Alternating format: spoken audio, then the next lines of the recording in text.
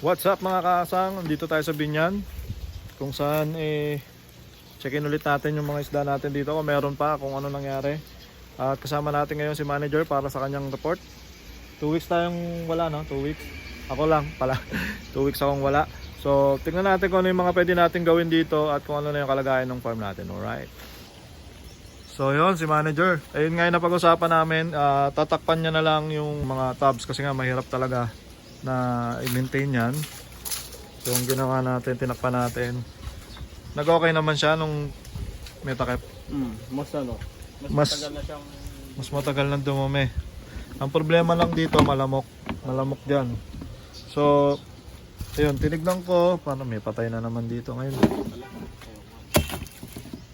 Yan, tingnan natin yung mga, buksan muna natin, no? Ito lang mahirap dito pero kung once a day mo lang naman gagawin. Ayan, so ito yung mga molly natin. Ngayon tinitignan ko nga, iniisip ko kung sulit pa ba na paramihin. Parang ano yan, tagal nang dumami ng mga molly. Tapos ayun nga, ilang buwan na rin akong walang nakukuhang isda dito. Ang daming labok. Yun lang problema dito. Ilang buwan na nawala ako nakukuha ng isda dito. Ilang buwan na akong walang income dito. So, ang purpose kasi talaga nitong farm na to kumita. Kung hindi ka naman kumikita, para saan pa, di ba? So, yun. Hindi naman to aquarium na gusto ko lang mag-alaga. Kaya ako ginawa to. Ang purpose talaga nito is mag-produce ng income. So, meron tayong mga okay pa naman yung mga balloon molly natin, kaso hindi talaga dumadami. Yung mga PKBM natin hindi dumadami, parang nababawasan pa nga. Yung red balloon long fin high pin platy natin, red balloon high pin platy, yeah, meron pa rin naman. Tapos ang plano ko nga ngayon is crayfish. Ngayon nag-uusap kami, may naisip lang akong bagong pwede natin gawin dito para kahit pa paano meron tayong income siguro sana dun sa plano natin kung makakatotoo. Yun nga, di ba napag-usapan natin kanina? Flower horn. Yun na, sinabi niya na, no? Yung flower horn, kasi dahil yun ang marami ako sa bahay, pwede ako maglagay dito ng grow out. Ngayon, hindi ko pa natetesting na flower horn sa ganitong klaseng setup. May napanood ka na bang ganon? Wala pa. Pero yung unang batch natin, body testing muna. Testing. Ngayon wala pa rin ako nakikita na gumawa na outdoor na ganitong setup na ganitong tab lang. Ang pinapalaki nila ay flower horn. Usually kasi ano yan sa aquarium talaga nila yan pinapalaki. At ako, ganun din naman ako sa aquarium. Pero ito kasi, ang kinagandahan kasi nito, 20 gallons ang katumbas niya 100 liters kasi ang isa. So kung 100 liters ang isa, more or less 20 gallons, meron tayong 20 pieces na dito agad. Tapos lalagyan ko siya ng grow out. Sa 20 gallons kasi, mas mabilis lumaki yung mga flower horn fry. So kung maglalagay ako ng fry dito, 1 to 2 months, magiging 3 inches na yan tingin ko. Ano sa tingin mo? Siguro mas malaki pa. Siguro mas malaki. Malalaman natin, no? So, ayun nga, papaayos ko to, papaprepare ko to kay manager. Tapos next week siguro babalik ako dito. Ang gagawin natin, maglalagay tayo ng mga fry. Maglalagay tayong fry dyan kasi marami naman akong fry. Tapos yun na nga yung gagawin natin.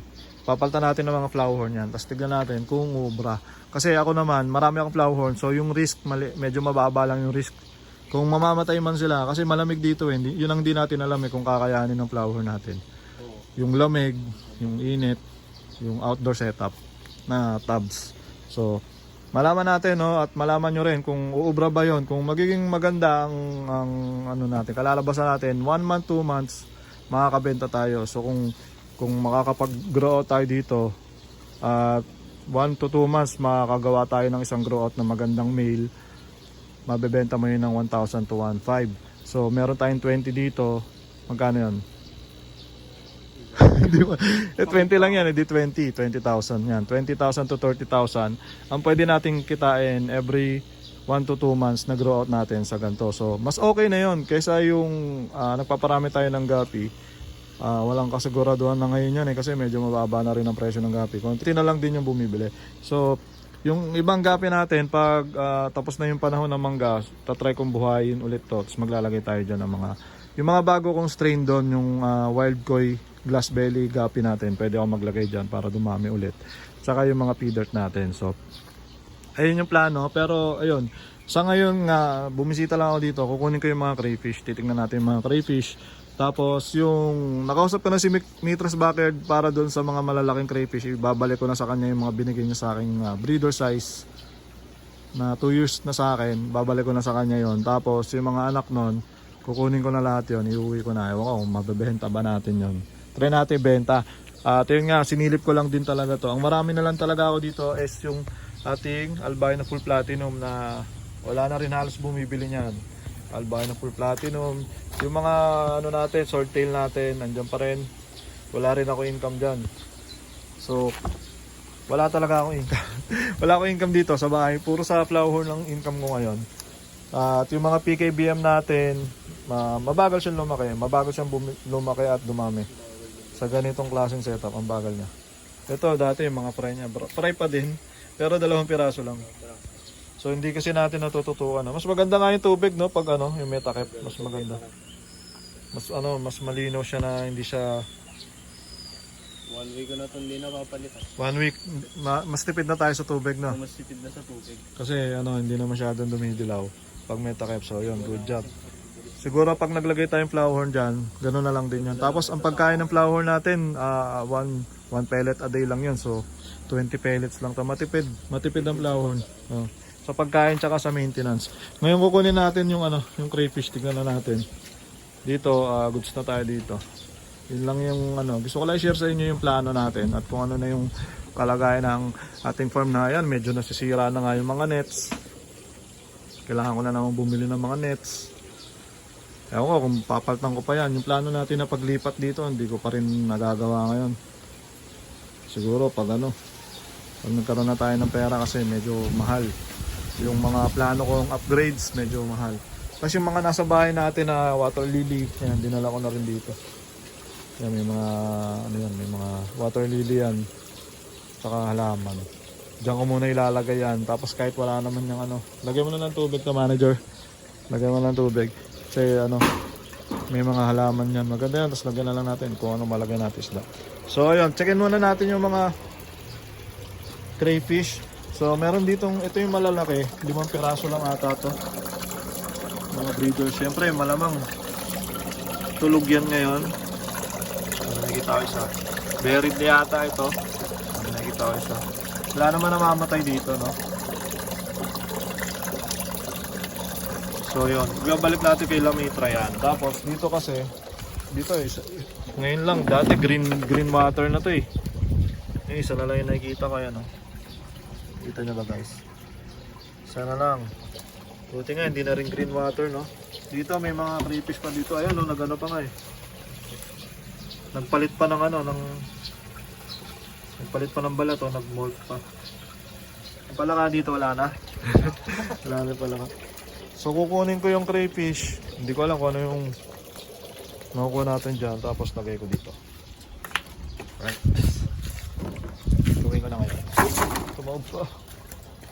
Si manager. To the rescue si manager. So dito isa na lang yung nakikita natin. Isa na lang.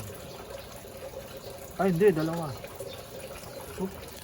Dalawang cravings. Ayan ang cravings ko. Kunin muna natin dyan. Dalawa na lang pala to. Alam ko dati marami to eh. Kumonti siya. Kumonti na eh. Ayan. Di ko alam, mabebenta pa natin yan. Ang laki na nun ah. Laki na isa. So wala na ako nakikita dito. Ang linaw naman yung tubig mo. Dito, ito yung alam ko may malaki. Malaki yata dito. May nagmold eh. Yun lang, bumumi na yung tubig. Ayun lang, malaki ah. Malaki. Laki. Laki na nito, breeders na ata to. Breeder size. Yung tubig. Breeder size. Ayan na. Ano pa ako na nakikita. Surprise! Surprise! Kaya din, wala. Balat lang pala. Balat lang ng pinagmoltan. Ang hirap eh, dumumi agad eh. Kaya na tayo dyan. Dito, dito. Dito pa, meron pa dito. Naiwan lang dito ni Papa eh. So ayan, ito medyo marami-rami. Kita mo? Ito. Ayan. Ay! Ayan, mga malalaki ito eh. Mahirap lang kunin kasi dumudumi yung tubig eh. Naano yung dumi, umaangat. Ngayon, ang ginagawa ko dyan dati, ni-scoop ko lang yan. Tapos, tanggalin ko itong mga to.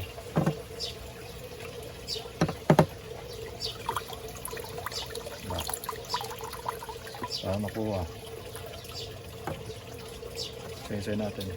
So yun guys, ito yung nakuha natin. Hindi pa to lahat. Pa lang. Hindi pa to lahat ah.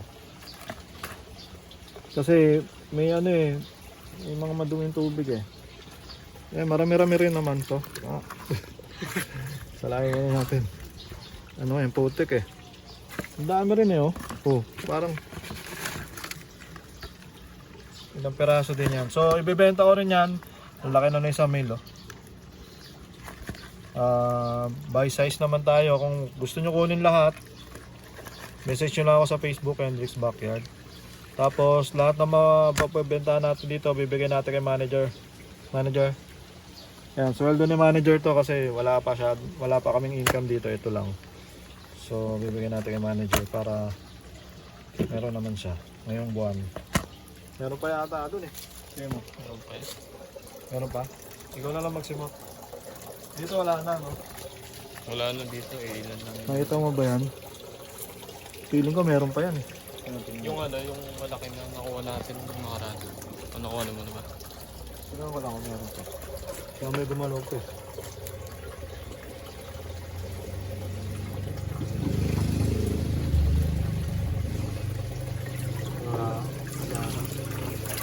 Tignan na lang natin sa susunod. Pero ito muna kukunin ko.